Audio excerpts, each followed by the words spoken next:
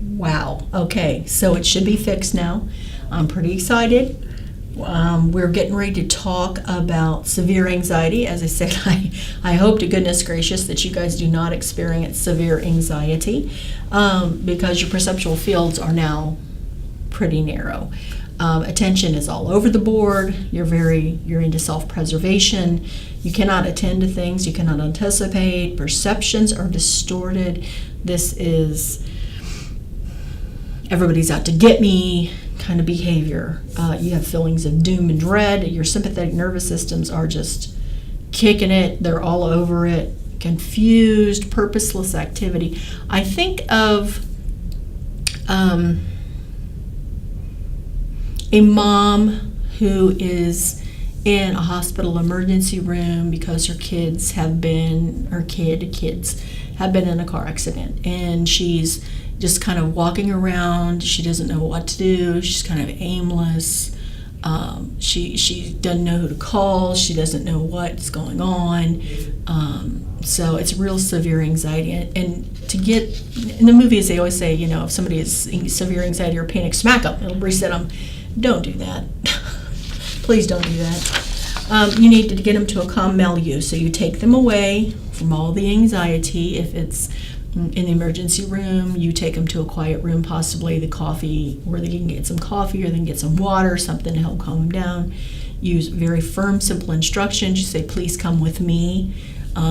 They can't make decisions or learn anything, so this is where you're going to be doing a lot of offering self.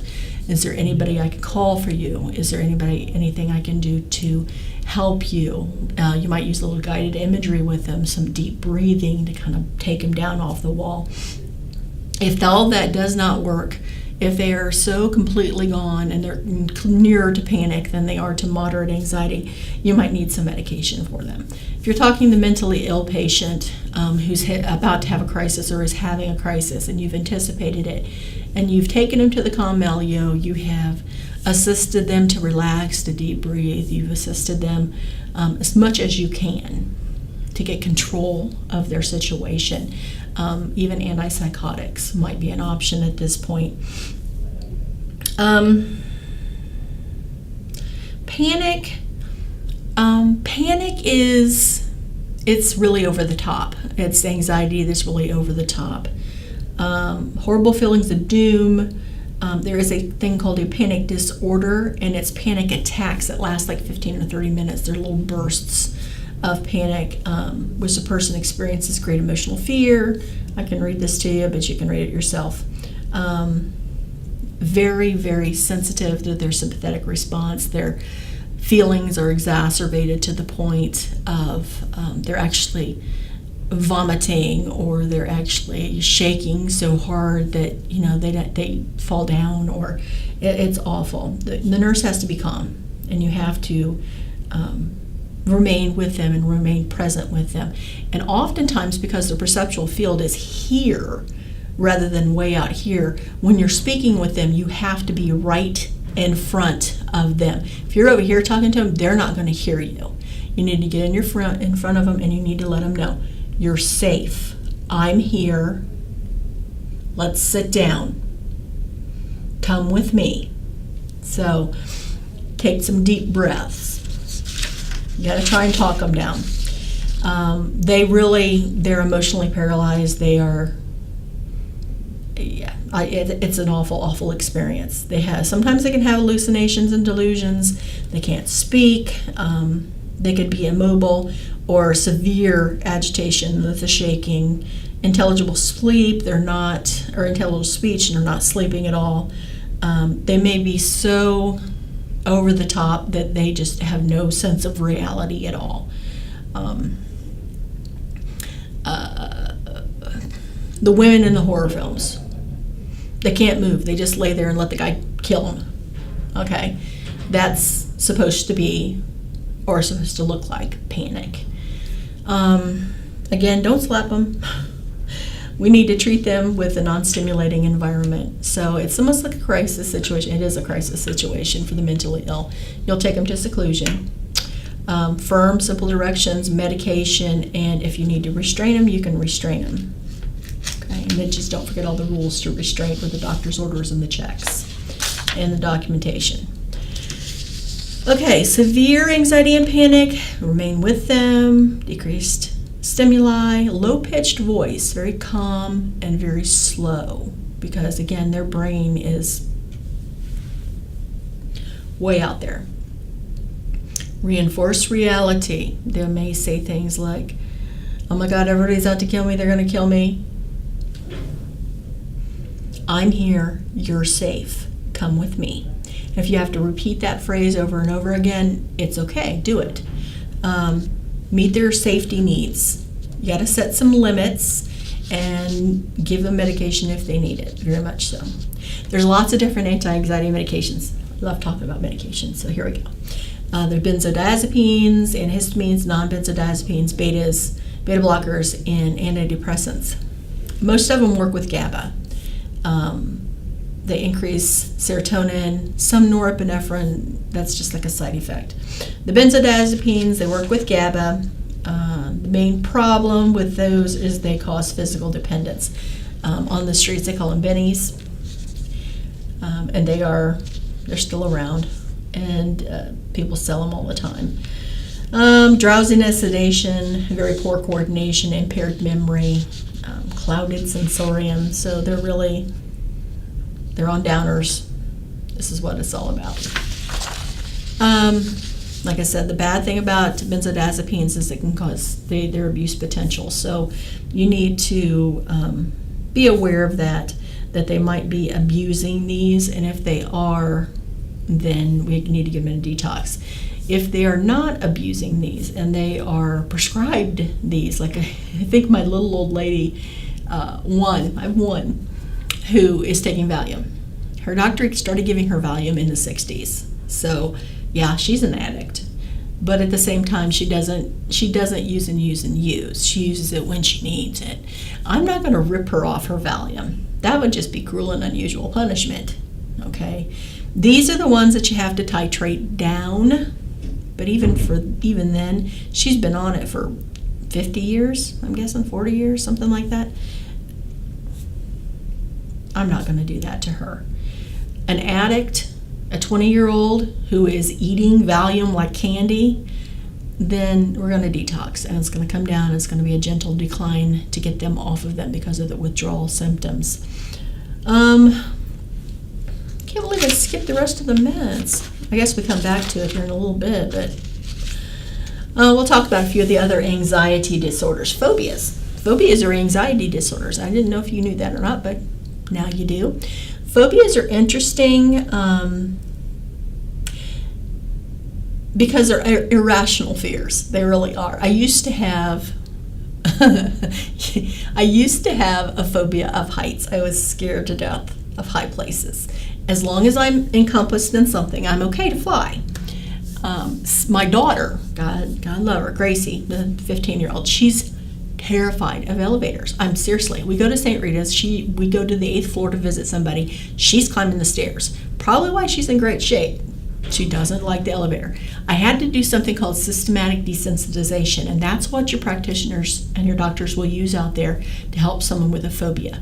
That's where you first you introduce the idea of them participating in something that scares them. And you get them to talk about it, and then you actually physically take them to the place or the thing that is scaring them. Very, very gentle. This is where it's at. This is the building the elevator's in. Okay. Eventually, you get them closer and closer and closer until you get them on. In Grace's case, get her on the elevator. And we rode 1 floor, and then we rode 2 floors. It's called systematic desensitization. I can tell you it will be on the exam. You should know what it is. Read about it. Okay? You have to teach relaxation techniques, because if they associate the phobia with the deep breathing and the feeling of relaxation, they're going to get over the phobia sooner. A lot of your mentally ill patients have something called agoraphobia, and agoraphobia is the fear of being outside or being around people.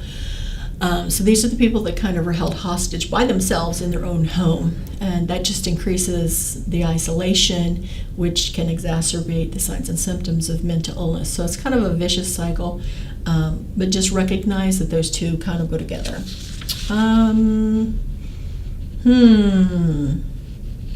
All right. OCD, that is another anxiety disorder. And I know I showed you the picture with all the increases in the frontal lobe of the brain.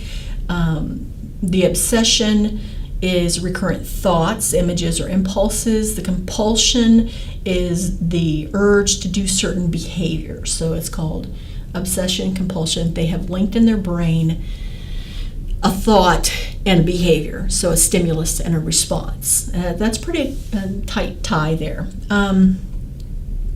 Most of the time, they need to use drugs. So some antidepressants, psychotherapy also works well. You cannot force them to stop the rituals. In fact, you should encourage it. If they have to wash their hands 10 times after going to the bathroom, that's okay. What you're going to do is almost like a systematic desensitization. You're going to back it up to maybe 7 times, then maybe 4 times. You're just going to keep backing it up until they can feel like they have control over the situation. And once they have control of it, the OCD behaviors, stimulus response is going to be broken. So it's very tedious. It takes a long time. There's a good chance that this is not going to ever stop. It can be stopped, but again, remember, chronic mental illness, it takes a long, long time to change behavior. So you teach them about thought stopping so that they can stop the behaviors themselves, and they can use it, they can say it to themselves again, okay, 7 is plenty, I'm only going to do 7. But again, like I said, it takes a long time for OCD to get control. Everybody laughs and says nurses are OCD, and no, not diagnostically, they're not OCD. They might be a little bit perfectionistic, which is not OCD. It's a completely different feel. So don't call yourself OCD. It's not what you're suffering from. Okay, it's good to be thorough. So OCD, again, exposure, response prevention, the systematic desensitization, the positive thinking, the positive or the thought restructuring. That's all very important when you're dealing with OCD. GAD, generalized anxiety disorder, is where the person feels excessively anxious at least 50% of the time for 6 months or more, and this is in your DSM-5. Able to control or focus on worry, the patient has 3 or more of the following symptoms: uneasiness, irritability, muscle tension, fatigue, difficulty thinking, and sleep alterations. More people are seen by family physicians than psychiatrists because of this disorder. The quality of life is greatly diminished, and they use a lot of Buspar and other SSRIs to treat that. PTSD, it's a form of anxiety. It happens because you've had some sort of traumatic event that threatens injury or death to the client or others. They respond with fear, helplessness, or horror. It is an experience of significant recognizable stressors, such as war, assault, rape, earthquakes. I imagine the people down in Florida come Sunday when Hurricane Irma, and this is going to be dated by the time somebody sees this 10 years from now, but when Hurricane Irma hits the coast on Sunday, I imagine that a lot of people are going to be experiencing PTSD. I imagine people in the Caribbean with 10 dead have already begun to experience this. But PTSD is very traumatic. It does require a lot of support group, and that really is probably the most helpful when you're dealing with people who are experiencing this. Other people who have experienced the same thing establishes the kinship. It also establishes someone who knows what you're going through. Of course, they're going to need individual counseling because you have to get control of your thought processes as it's happening.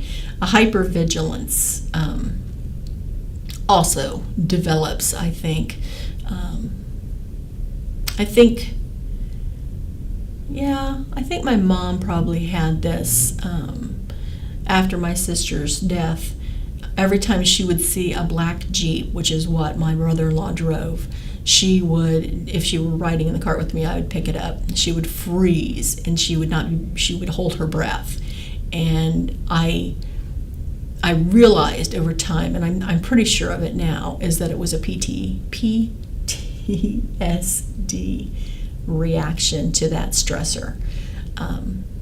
Just having a flashback of him driving up to the house, something along those lines that she had to work herself through. And sometimes they don't. You have to help them. And like I said, stress reduction, the deep breathing, everything I've talked about before, and the support groups. The support groups are crucial. You need to get them into that. Acute stress disorder is similar, but the response is dissociative.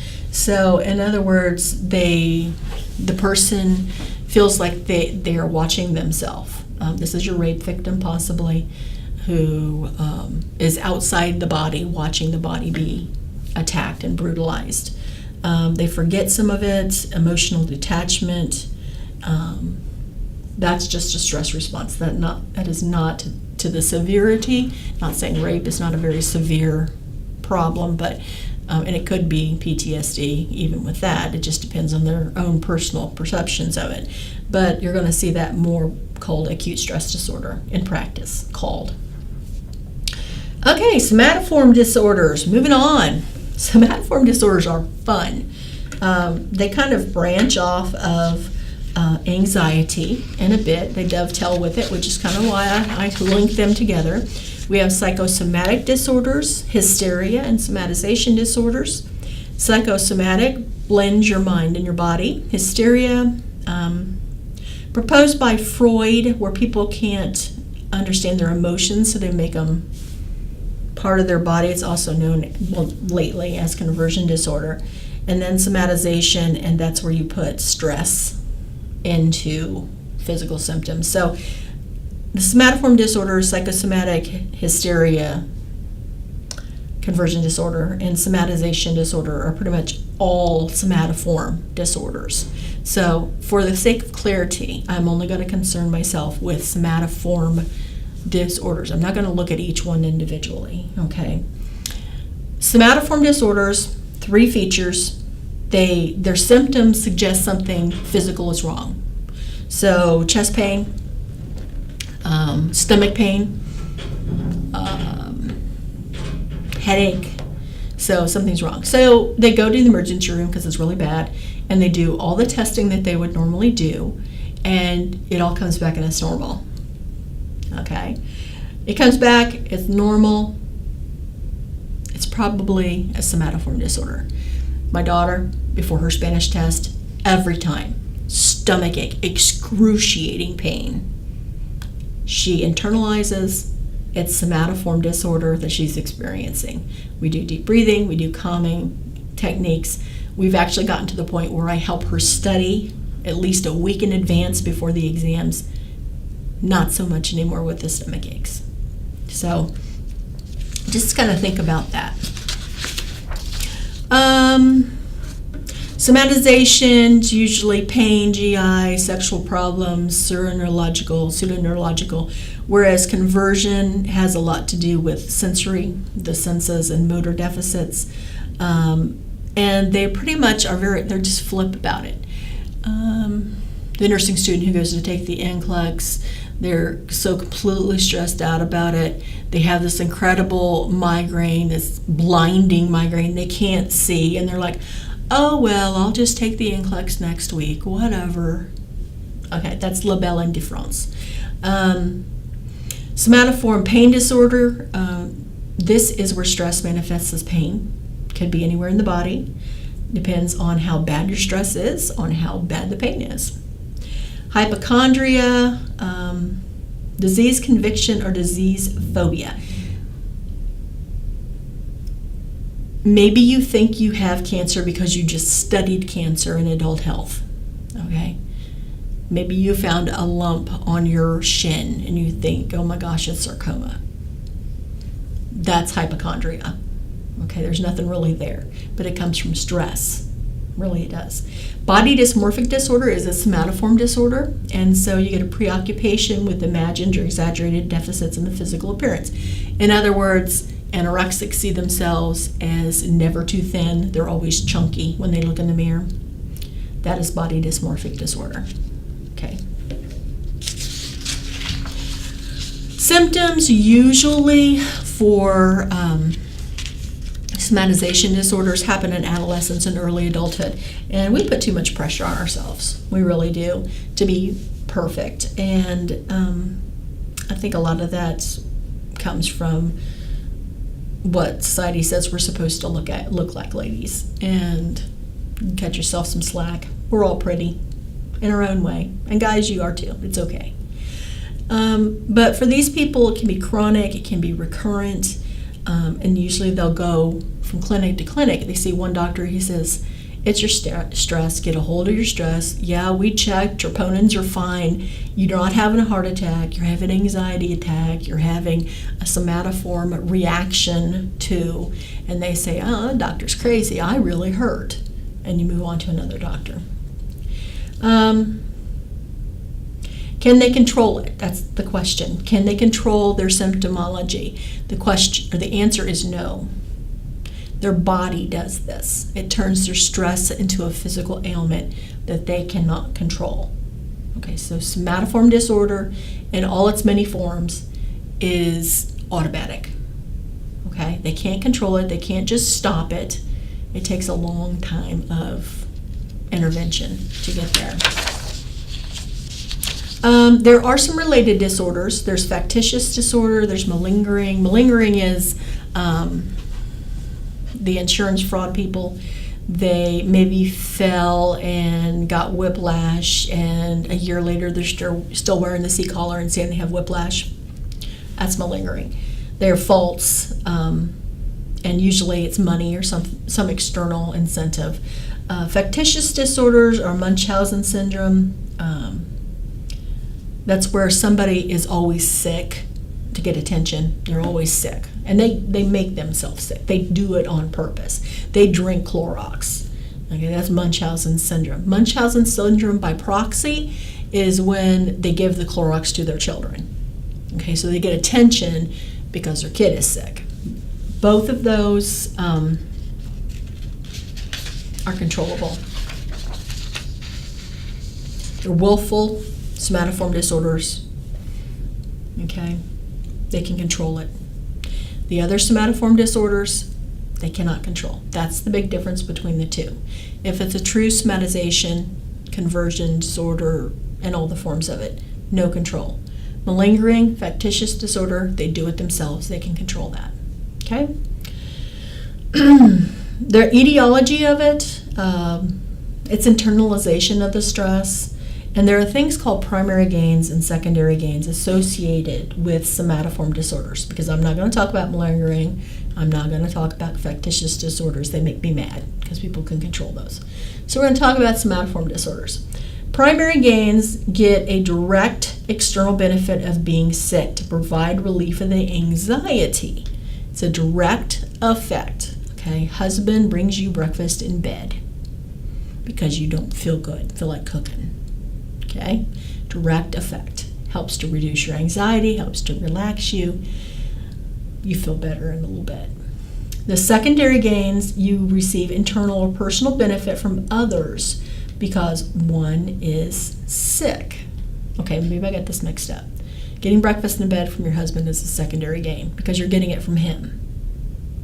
Okay, you're getting it from him. Your kids do the dishes. That's a secondary gain. I apologize. Primary gain is where you feel good yourself because you're ill. Okay?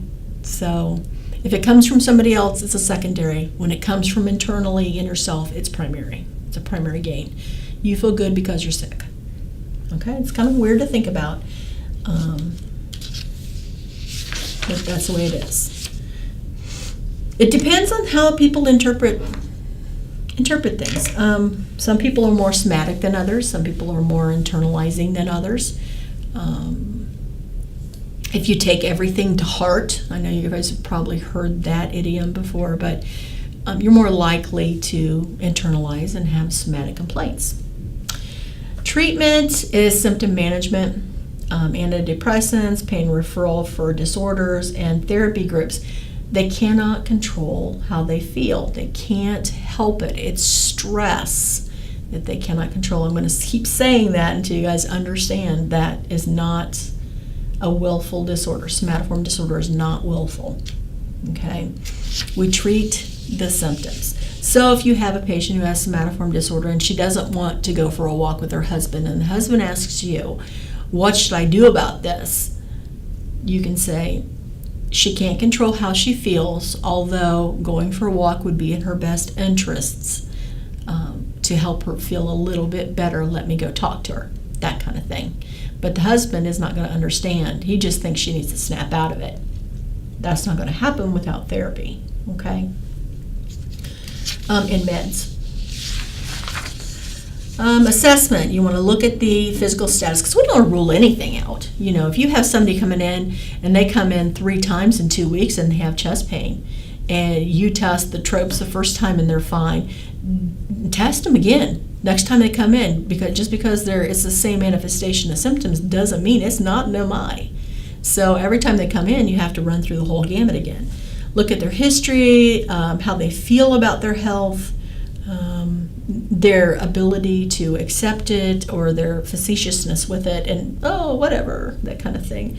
Look at that, the general appearance, their mood and affect. Are they exaggerating their emotions to get attention? Could it be Munchausen's? Could it be factitious disorders? In general, you want to kind of move through that. Not saying be, suspicious of everything, but somatization, you want to focus on their thought processes, their sensorium, their judgment, their self-concept, their roles, again, what roles they play, self-care concerns as part of your assessment. Teach them how to express their emotions. If we can get the emotions out, where they're not internalizing, it's going to decrease their physical complaints. I'm going to use emotion-focused coping strategies, problem-focused coping strategies, talk therapy. We have to help people help themselves. We cannot give them advice, we can't tell them what to do, but we can lead them down the path where they need to be led to make their own decisions to take care of themselves, basically, in a nutshell. You got to deal with yourself too. If I met someone who was manifesting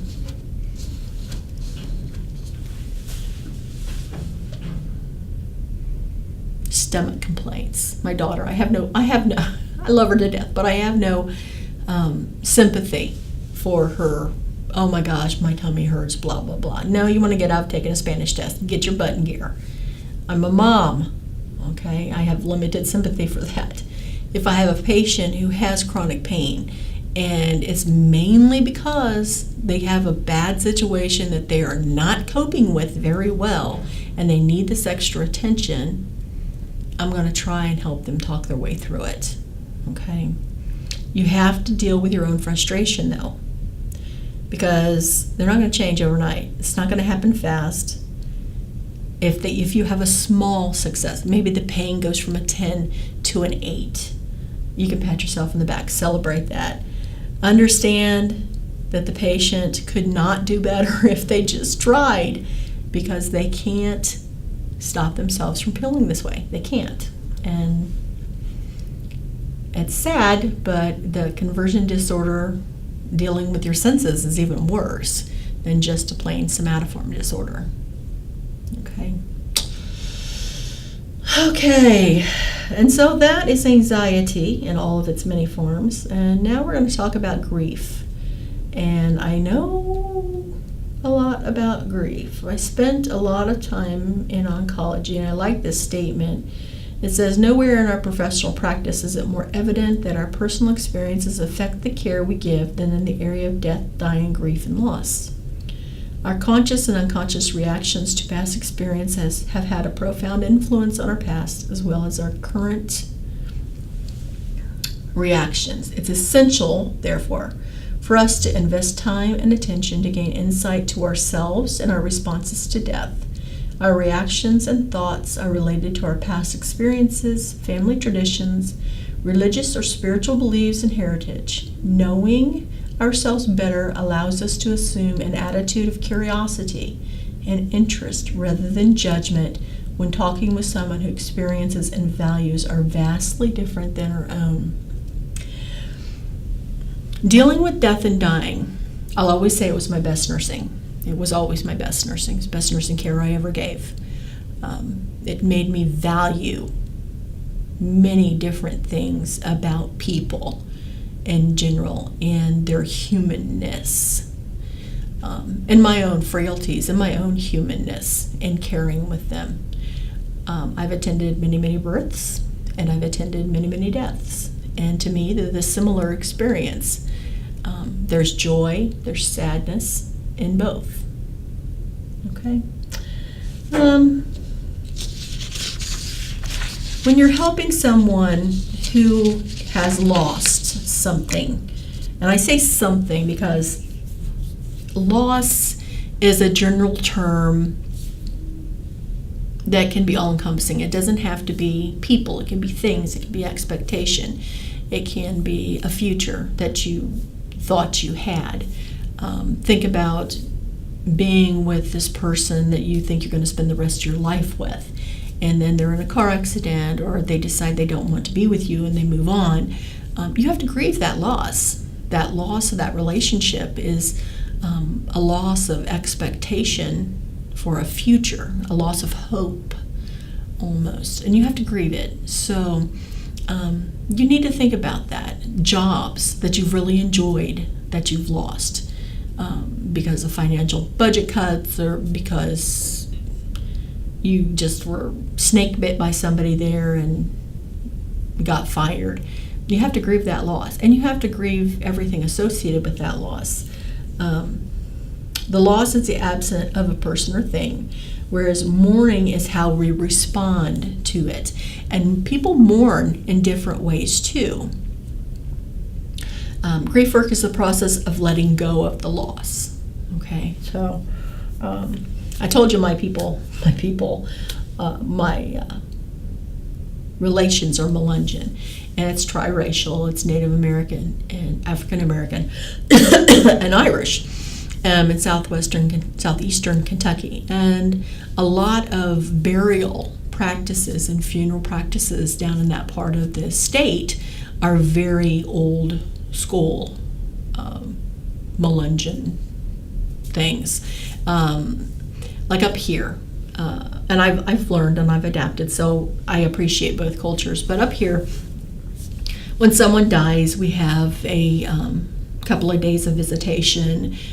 Usually somebody brings food in for the family, so you don't have to leave. And then we have the funeral and we have the burial. Down there, where most of my family is, we have what's called a wake, where you stay with the body for 24 hours a day. You take turns sleeping. It lasts 3 days. A wake is 3 days. Then they have several preachers during the funeral service. You hire people as criers. They're professional criers that sit in the back behind the preachers, who stand up and talk in tongues, and then pass out on the floor possibly, but their screams assist the soul to get into heaven. You are fed full meals, big meals, every day. Breakfast, lunch, supper, every day that you're staying there with the body. And usually it's provided by the church or other family members who bring it in. And I made, I don't know how many gallons of chicken and dumplings at the last funeral that I attended down there.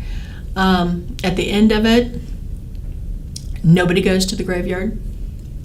The body's taken, it's buried, and you go visit it after it's in the ground. So the funeral is it, you're done. It's an interesting practice. Long ago, when I was a young girl, we actually would have the wakes in the person's home. So you would go to this person's home, the casket would be in their living room, and they would be laid out in their living room. And so you had access to bathrooms and all the food and everything, and everybody would be there. The entire family would be there for 3 days. My Aunt Colleen was buried like that. It was very interesting. But that practice was the practice of mourning that my culture did. It's very different than the practice that's up here. It's very different than the Catholic practice that happens. You have a dirge, you have one day, it's a huge mass. So you have to consider how people mourn. Depends a lot upon what they grew up with and their culture and what is considered societally expected of them, in addition to what is meaningful to them. And then once you accept the mourning process of that person, you have to accept the way they do their grief work, because grief work is letting go, and everybody has to do grief work. Everybody has to do grief work. You can't get out of it, okay? Even if you aren't responding to things, even if the day after the funeral you're at the basketball game hanging out with your buddies or whatever, you're still processing, okay? You're still dealing with it. It's just up here. I think a lot of my discussion of my sister 3 years later is still the tail end of my grief work. I don't know. It doesn't make me sad anymore, and I'm not angry. So I've accepted, and I've moved beyond Kubler-Ross's stages of death and dying. But I think I'm still doing grief work, and that's okay. Okay?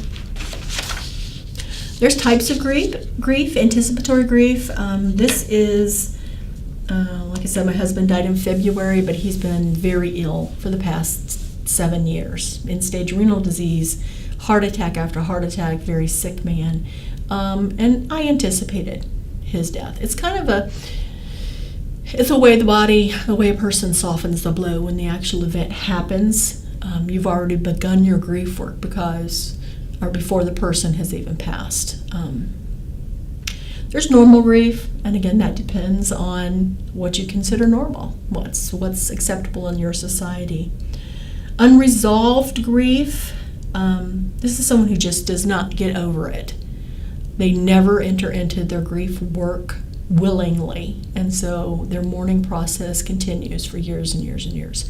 This is the grandmother who still talks about her daughter's husband because she loved him so much, and it's been 25 or 30 years later, and her daughters were married. So it's unresolved grief.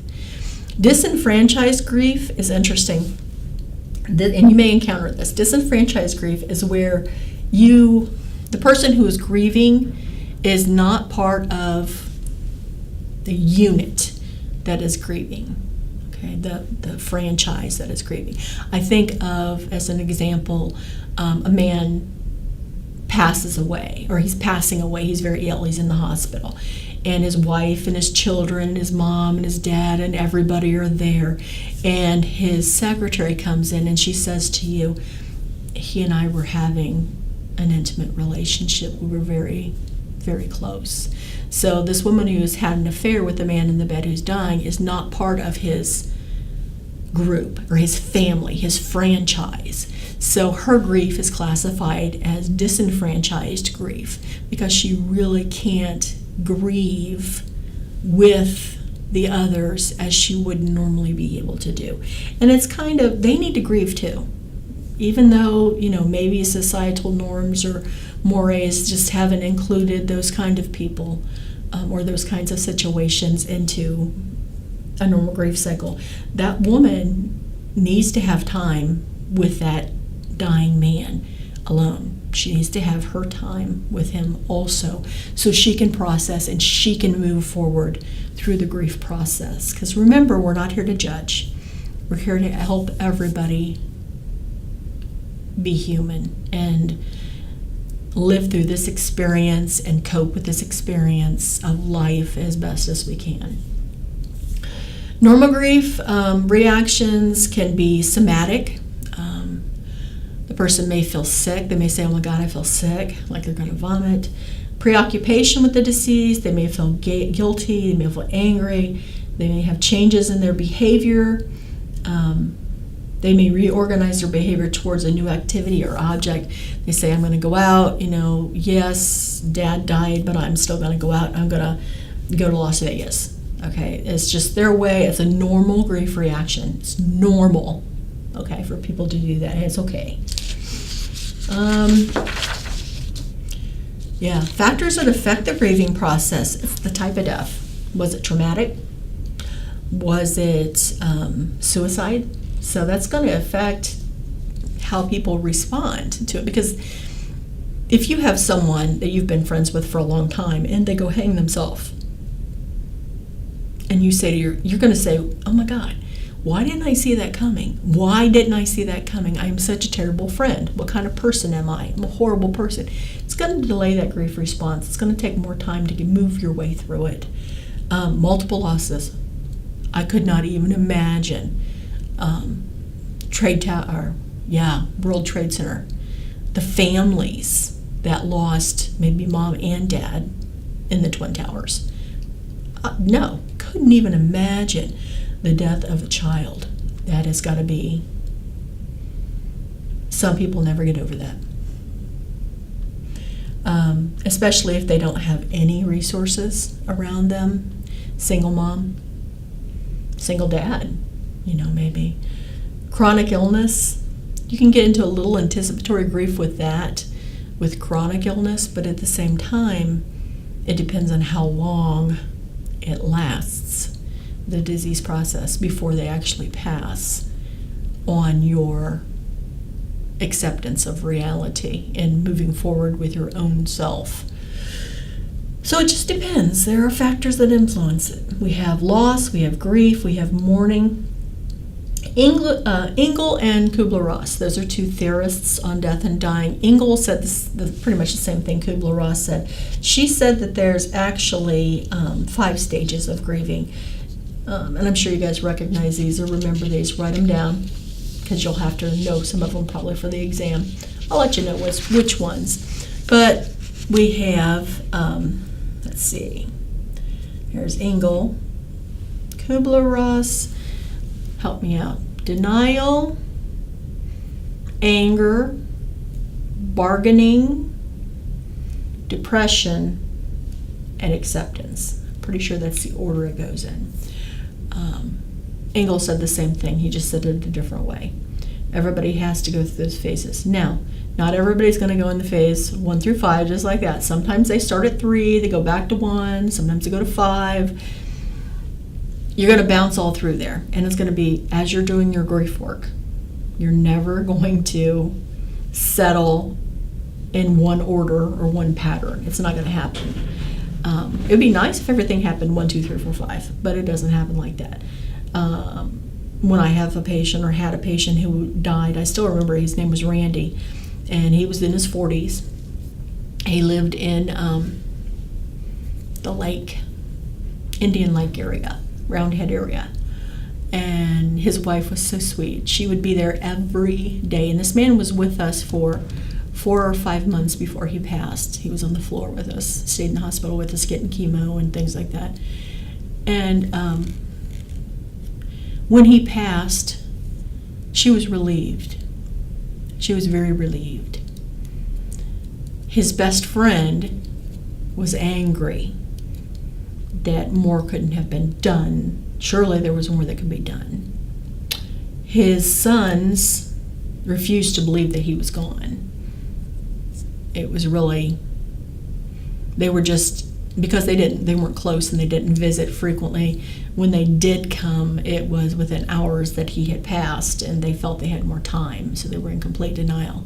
So everybody entered at a different place, and as a nurse, you have to recognize that these are all part of the grief process and that everybody just entered at a different place, and they're okay. It's okay for them to feel this way. And it's okay for you to feel the way you feel too. Because after a death like that, after however many months he was with me, 4 or 5 months, I needed debriefed. You do what you got to do.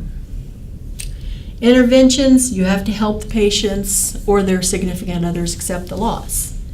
Now, that doesn't mean you say, get over it, he's dead. No.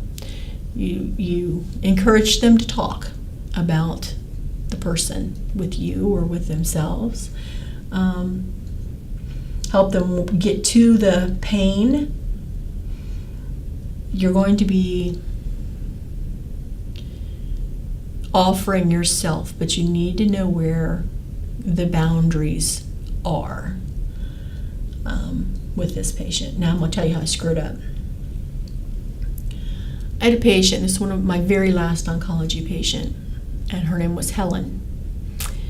And she came in, and when she came in,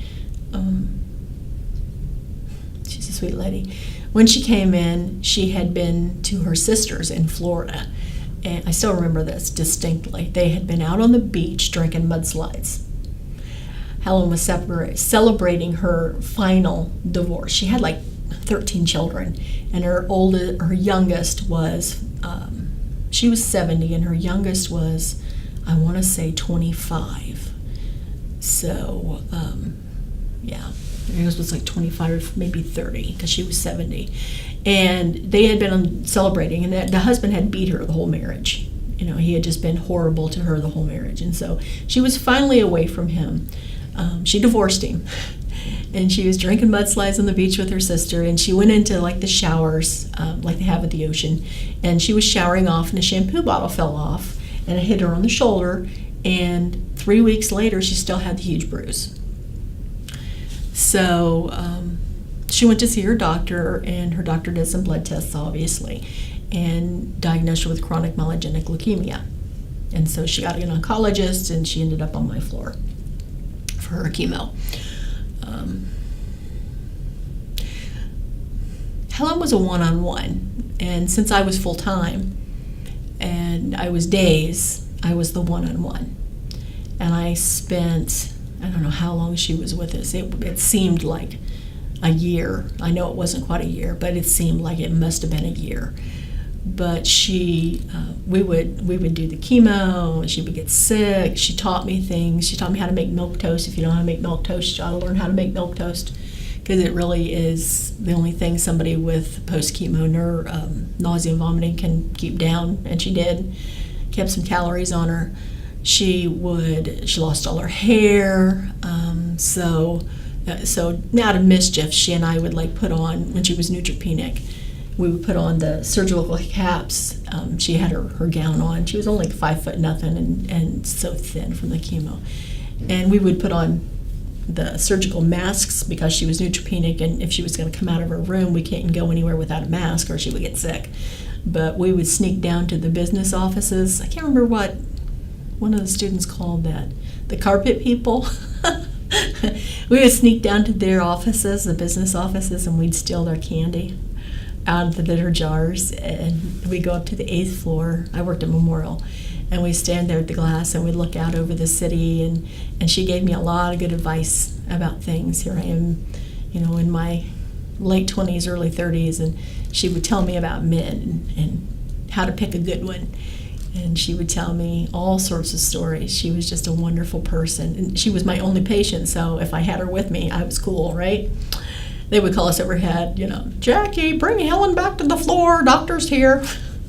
I got in trouble a lot because I wasn't supposed to take her on the floor, but I did anyway.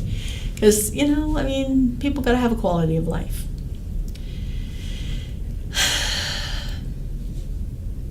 I was very attached to Helen, and she allowed that, and I allowed myself. So the boundary was not there, was not well established at the time. Like I said, I was young. And she got worse. We had, I was part of the American Cancer Society at the time, and we got some grants that we were allowed to use for patients, and we had a laundry list of patients, and it had nothing to do with me, but she was one of the top ones, and we had her up there at the top, and we flew family in, her children, her sons and daughters, and we're looking for a bone marrow match, and I did everything I could to assist her to get what she needed. I would come in on off hours, and if she were constipated, I'd bring oatmeal cookies to help move her, stuff like that. And the last day that I saw her, I was getting ready to go off shift, and the nurse coming on after me, her name was Bonnie, and she was a new nurse. And I was like, oh, please, God. And I said, Bonnie, Helen's not feeling good today. I want you to be sure that you're extra careful with her, because I want to take her for a bronchoscopy. And it's been about 2 weeks since her chemo, so I think she's probably in her nadir. In case you haven't heard that term yet, it's coming. So check her counts before you let her go, because the chemo drops your reds, your whites, your platelets, all of it. And she's like, okay, yeah, that's fine. I said, I'm not sure when they're going to do the bronch. It's going to be tonight, it's going to be tomorrow, I'm not sure. But make sure you look at those counts and point them out to the doc if they're bad. She's like, okay. And I went to see Helen, and Helen's like, don't leave me, Jackie. And I said, honey, I've been on for 12 straight. It's time for me to take a break. I need off the weekend, I'm sorry. Don't leave me, Jackie. I just feel like there's something bad coming down the pike. I said, Helen, I'm sorry, I gotta go. And she's like, okay. She goes, I love you. Take care. I hugged her back. I didn't tell her I loved her, but I said, you take care too, honey. I'll see you when I get back. The end of the weekend, I got back, and she was in ICU on the vent. They had taken her for the bronch that evening. The nurse, Bonnie, had not reviewed the labs. Her platelets were 50. I don't know if the doctor saw the labs. I don't know what he was thinking. I don't know what happened, but she bled out into her lungs. And when they took her, they just nipped, and it kept bleeding. It was the day after I got back, the family, all 13, and their significant others came down and invited me upstairs for the extubation, because they were going to take her off the vent and let her die. I couldn't go. Could not go. The boundary was not there. I had made a mistake in my own attempts at grief work with her. I had counter-transferred. That's bad. Don't do that. Okay? Took me a lot of debriefing to move past Helen. I will always talk about her. I will never forget her. And I will always use her as an example of a perforated boundary, so that you learn from my mistake. Okay? Okay.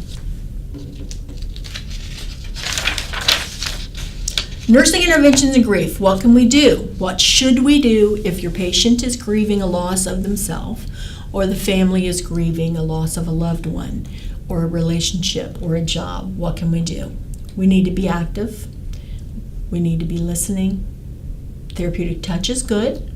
You can be present, fully present, but be careful what you say. Don't use cliches. It will be okay. It's not going to be okay.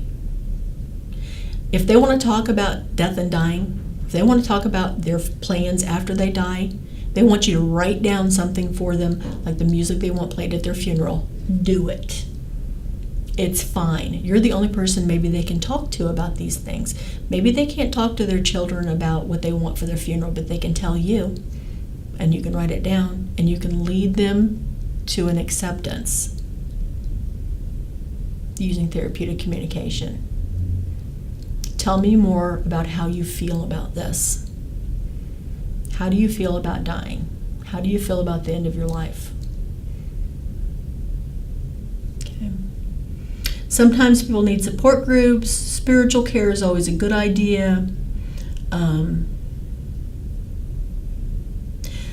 Oftentimes when you're doing post-mortem in the hospital, you have to do a bath of the body, prepare the body to be observed by the family that's there. If they had tubes or things, you can take them out. Unless it's a coroner's case, and I did have that happen. You have to leave IVs in and Foley's in and all that stuff.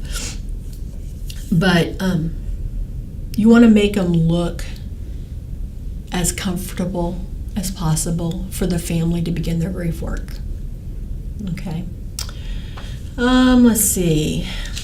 Some people have strong faith. They need to have a pastor there or a priest there, and that's okay.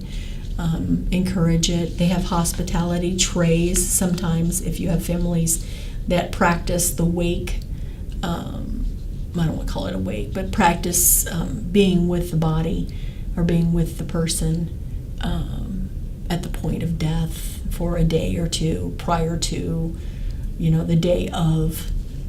So you could provide food for them and things like that. So we can't predict when anybody is going to complete their grief work. Cannot predict that. It's never really finished. It's just when they can move on with their life with limited amount of pain that you know that they are good. Using all your resources is always a good source too. Social workers, Loop, you have to always call Lifeline of Ohio to see if they want to capture any transplant organs or pieces. You got to discuss it with the family, but be kind. There's lots of ways you can do this without being awful. Okay. A couple of case studies at the end there. The ones on anxiety, well, both on anxiety. Take a look in the notes and see if you can recognize if they're experiencing anxiety. Think about all the things that you would assist them with to move through the anxiety. Or if you're going to need to medicate them, or don't automatically, as I've said many times before, just don't go to the drugs right away. Try the other stuff first. Deep breathing, guided imagery, relaxation techniques. That should be everything you need for exam 1. I don't believe there's anything else. That's where I intend to stop when I'm writing the exam. And I will get your study guide ready for you next week. You should have access to that. I'll email it. And again, I wish you the best of luck. I'll see you in class or online again soon. Have a good Friday.